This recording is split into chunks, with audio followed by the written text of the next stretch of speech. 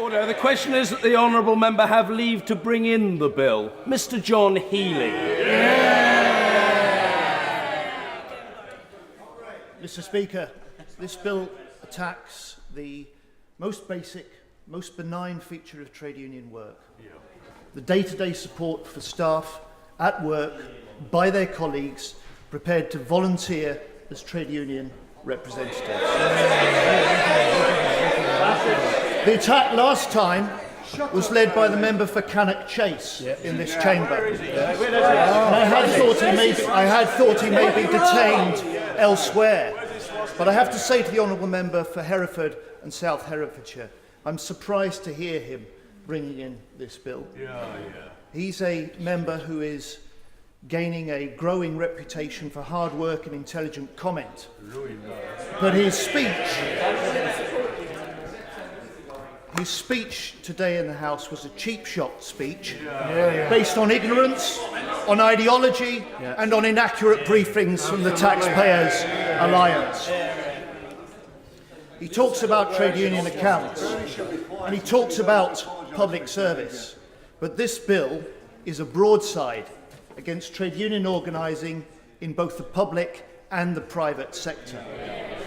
It is a personal attack on around 200,000 people, ready to work to help their colleagues by giving advice, by supporting them at grievances and disciplinaries, and by negotiating with managers.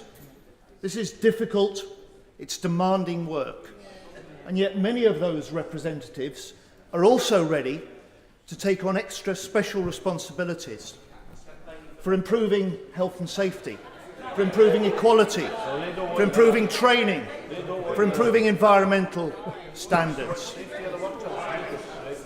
And Mr. Speaker, this bill is a personal attack on people like Kevin Maggs, a GMB learning representative at the AMP ship repairers in Cornwall. He organised open learning days for his colleagues at work. He encouraged them onto courses. And he says some have been able to gain qualifications for a job they've done for years. He says others, because of improved literacy and numeracy, have been able to understand their payslip for the first time. And I say to the honourable gentleman, he may not understand this, but ministers do. And let me quote to him the lifelong learning minister from last year, who said, I want to pay tribute to union learning reps who have made so much difference to so many lives and to such effect. Trade unions, he said, can play an invaluable and immeasurable role in improving skills in the workplace.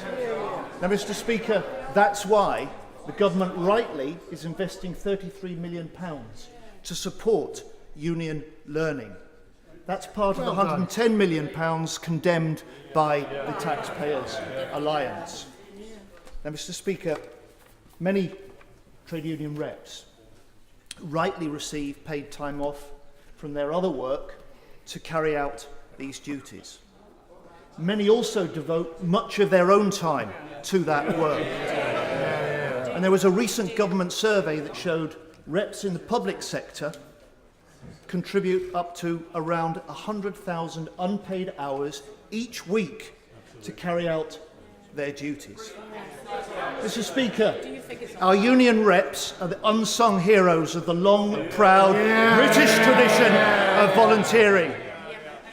They're the workplace wing of the Prime Minister's big society. There should be receptions in Downing Street to pay tribute to their work. Mr. Speaker, they support their colleagues. They save employers and the Exchequer millions of pounds a year by reducing employment tribunals, by reducing the days lost through illness and injury, by improving productivity, by improving training. They help organisations get through periods of great pressure and great change. You know, I had a look at the New Year's Honours list this year. Hundreds of civil servants and charity workers and business people, especially civil servants. I could only find one person, Mr. Charles James from Leeds, honoured for the service he's given to his union and to his community. We should see many more ordinary union workplace reps honoured in future like Mr. James. Now, Mr. Speaker, They hate unions. I think the House will have recognised this afternoon the honourable gentleman didn't quote one single employer. Employers aren't calling for this attack. It doesn't even feature. It doesn't even feature on the. It doesn't even feature on the CBI's 11-point checklist of curbs that it wants to see on trade unions. And that's because many of our biggest, many of our best British companies work with trade unions, recognise trade unions. Rolls-Royce, Tesco, Virgin Media, Odeon Cinemas, the HSBC Bank, Jaguar Land Rover. These names are known worldwide, and these companies know the benefit of working with trade unions and know the benefit of trade union representation.